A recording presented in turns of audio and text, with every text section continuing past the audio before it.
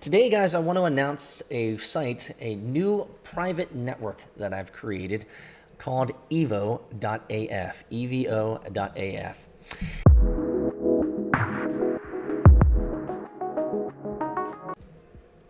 What's up, internet friends, founders, and the Entre Pro Curious? You've made it, and you're here. It's News Bits from a founder's perspective. What's up, guys? Hope you guys are enjoying today. I know that I might be wearing the same shirt as I was wearing yesterday, but that's okay, guys. It's because we're at home. We're at home, and we're stuck, and we're building. And I'm actually really excited to announce, in a small way, a new network that I'm creating for those who want to build their online brand, their gravitational brand. I'm soft launching, and I have a couple people signing up already. So if you're curious, make sure to go to the link below, evo.af, to check it out. And so I'm going to be talking a little bit more about that at the end of today's news bit, for founders and community. So I'm really excited about talking about that. But if you want to jump on it, go to evo.af. Go to evo.af to check it out. Join. I'm building something, guys. If you want to be part of it, if you want to be part of a community while you're all quarantined and huddled up, this is a place to hang out, guys. So check it out. Let's get into today's article. Today, we're going to be talking about building your resilience in the face of a crisis. So I figure now is the time for self-reflection. Now is the time to think about how can I survive all of this and come out relatively unscathed. Guys, I'm glad you're here. It's Venture Daily.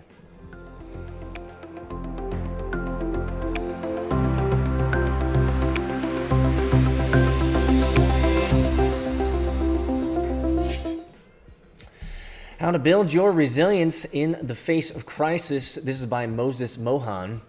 As the spread of the far-reaching impacts of the COVID-19 dominate the world news, we have all been witnessing and experiencing the parallel spread of worry, anxiety, and instability. I don't have that much anxiety. I don't have that much worry. Instability, I think there could be, but I'm not an alarmist here, so I'm not going to go out that far. I'm not that worried. I mean, again, given the privileges and given the position I'm in, understand my context. I'm not trying to sound, hoity-toity here, but at the end of the day, things are going to continue to move on. So, woosah, guys. Indeed, a crisis, our mental state often seems only to be exacerbated by an already extremely challenging situation becoming a major obstacle in itself. Don't get stuck. Here's the whole idea. Don't get stuck in your own mind. Why is this, and how can we change it? As the CEO of a firm that brings mindfulness to companies to unlock new ways of thinking and working, let me share a bit about how the mind responds to crises, like the threat of a pandemic. Even without a constant barrage of bad or worrisome news, your mind's natural tendency is to get distracted. Our most recent study found that 58% of employees reported an inability to regulate their attention at work. 58% can't regulate their attention at work. Imagine what they're doing or trying to do when they're at home, stuck at home, guys. As the mind wanders, research has shown that it easily gets trapped into patterns of negative thinking. During times of crisis, such as those we are living through now, this tendency is exacerbated, and the mind can become even more hooked by obsessive thinking, as well as feelings of fear and helplessness. I hope you guys aren't feeling that way. That's why I created a community at evo.af, so that you don't have to feel helpless during these times. That's why we find ourselves reading story after horrible story of quarantined passengers on a cruise ship, even though we've never stepped foot on a cruise ship, or nor do we plan to. When your mind gets stuck in this state, a chain reaction begins. Fear begins to narrow your field of vision, and it becomes harder to see the bigger picture and the positive, create possibilities in front of you. As perspective shrinks, so does our tendency to connect with others. Again, that's why I created a community, evo.af. Check it out. Right now, the realities of how the coronavirus spreads can play into our worst fears about others and increase our feelings of isolation, which only adds fuel to our worries. Watching the past months' turmoil unfold, I have been reminded of an old Buddhist parable of the second arrow. The Buddha once asked a student, if a person is stuck by an arrow, is it painful? If the person is stuck by a second arrow, is it even more painful? Then he went on to explain, In life, we cannot always control the first arrow. However, the second arrow is our reaction to the first. And this second arrow comes the possibility of choice.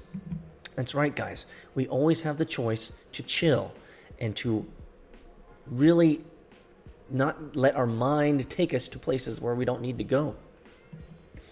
We are all experiencing the first arrow of the coronavirus these days. We are impacted by travel restrictions, plummeting stock prices, supply shortages, etc. I don't know if that's true. Let me know in the comments below if you're feeling that. But the second arrow, anxiety about getting the virus ourselves, worried that our loved ones will get it, worries about financial implications, and all the other dark scenarios flooding the news and social media, is to a large extent of our own making. In short, the first arrow causes unavoidable pain, and our resistance to it creates fertile ground for the second arrows. It's important to remember that the second arrows, our emotional and psychological response to crises, are natural and very human. But the truth is they often bring us more suffering by narrowing and cluttering our mind and keeping us from seeing clear the best course of action. The way to overcome this natural tendency is to build our mental resilience through mindfulness. Mental resilience, especially in challenging times like the present, means managing your minds in a way that increases our ability to face the first arrow and break the second before it strikes us. Resilience is the skill of noticing our own thoughts, unhooking from the non-constructive ones, and rebalancing quickly. This skill can be nurtured and trained. Here are 3 effective strategies. First, calm the mind. Exactly. Bring yourself back. I'll tell you, whenever I'm feeling anxious about something, I focus on what's happening in front of me. Bringing your attention to what is really going around you and what is coming up within you. You can observe and manage your thoughts and catch them as they start to run away towards doomsday scenarios.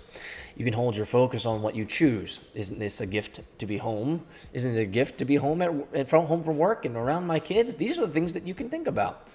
Versus what pulls you in each ping of a breaking news notification. I would also recommend not going on social all the time, because social is just flooded with nonsense and craziness. This calm and present state is crucial. Right away, it helps keep the mind from wandering and getting hooked, and it reduces the pits of stress and worry that can easily get stuck into. Even more importantly, the continued practice of unhooking and focusing our minds builds a muscle of resilience that will serve us time and again.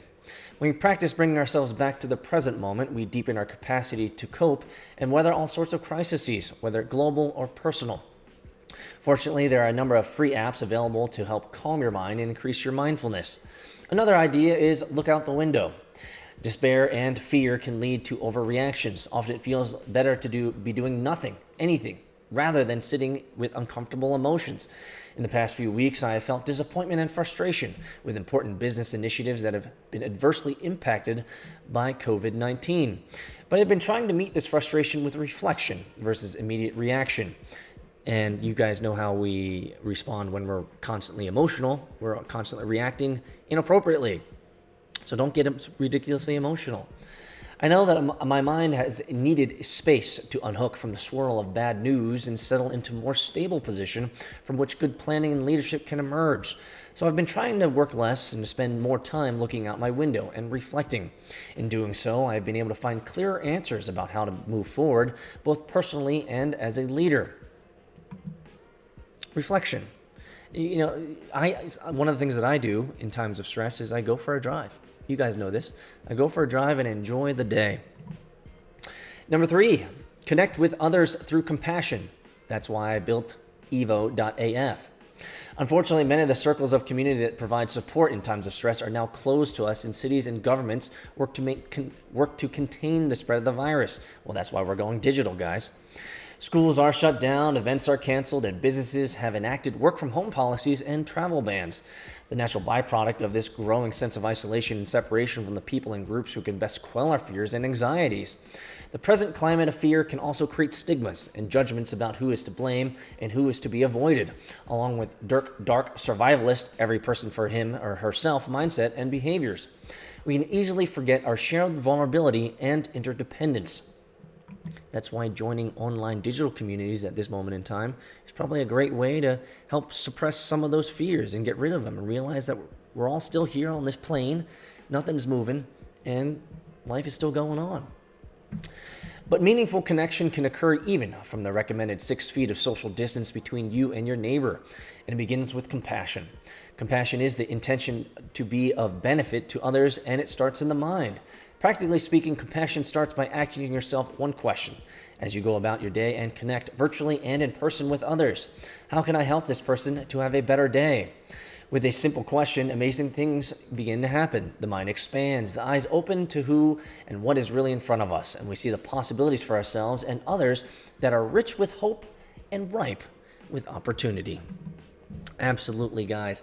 I want to be one of those guys. I want to be one of the people out there that is trumpeting calm, peace, amongst all of the craziness that's going out there. So, given all that, guys, find your peace. Find an ability to connect with others. And we're going to be talking about that right now. Let's do it. Did you know that there's even more value than just audio or video? Follow us on Twitter, Instagram, TikTok at VC Hunting, and make sure to sign up for the VC Hunting newsletter, where you'll be able to get weekly news on venture capital, startups, founder stories, and the occasional wisdom extracted from Peter's brain. Go to vchunting.com to sign up. And now, back to the episode.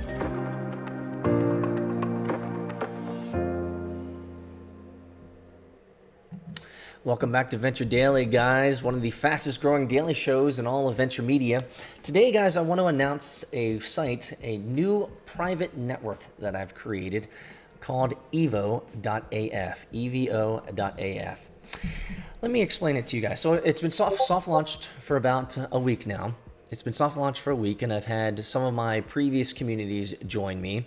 And one of the things that I want to prepare, and I've been talking a lot with you guys on these segments, is about preparing for a remote first, video first, mobile first world. That's where we're going. We're going to a remote first world. We're going to a mobile first world. And we're certainly going to a video first world. You see, as a community builder for 20 plus years and as a video content creator for 15 plus years, I know the value of community. I know the value of being able to communicate your value proposition, who you are on video online. And unfortunately, well, maybe fortunately, for those that are willing to look at the positive side of the future, fortunately, since the world is moving mobile, video first and remote first, it is even more important for you to be able to learn how to communicate your brand, who you are, your persona, everything about your skill sets online and on video. And so one of the things that I'm doing during this time is creating a network, evo.af, where you can learn about how to create your own online gravitational brand. And a lot of this is around the book that I'm finishing up that I'm hoping to get published soon.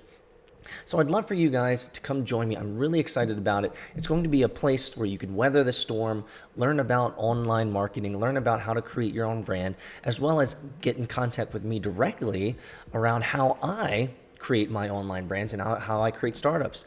This is going to be this is going to be primarily really the place where I'm going to be giving out of everything that I've got, from how to build startups, how to create ideas, how to leverage your network, how to create your own what I call a gravitational brand, so that you can be ready for the 2030s and beyond as a knowledge worker. This is the community that I want to build. These are the people that I want to surround myself with, people of the future. And obviously, many of them are into that Bitcoin and cryptocurrency, which is definitely going to be part of the decentralized future as well. So I want to humbly invite you guys to a work in progress, my own private community. You can find it at evo.af, evo.af. Check it out. Join us, guys. I'm going to be building a lot of functions and features as well as behind the scenes. I'm hoping to have private live streams with the community as well.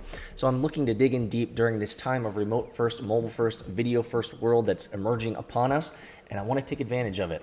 And so if you're interested, join me at evo.af, guys. Super excited. Enjoy your day, guys. Enjoy your day. See you next time.